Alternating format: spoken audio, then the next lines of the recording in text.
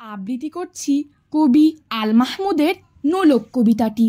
আমার মায়ের সোনার নোলক হারিয়ে গেল শেষে, হেথায় খুঁজি সারা বাংলাদেশে।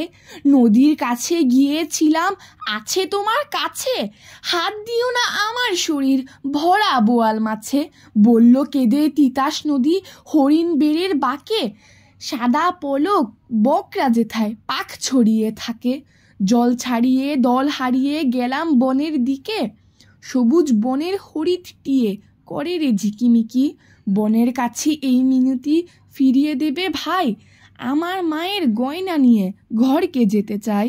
কোথায় পাবো তোমার মায়ের হারিয়ে যাওয়া ধন, আমরা তো সব পাখালির বনের সাধারণ।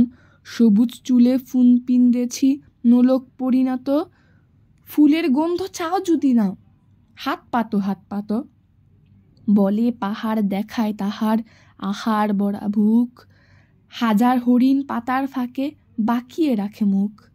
এলিয়ে খোপা রাত্রি এলেন ফের বাড়ালাম পা, আমার মায়ের গয়না ছাড়া ঘরকে যাব না। ধন্যবাদ।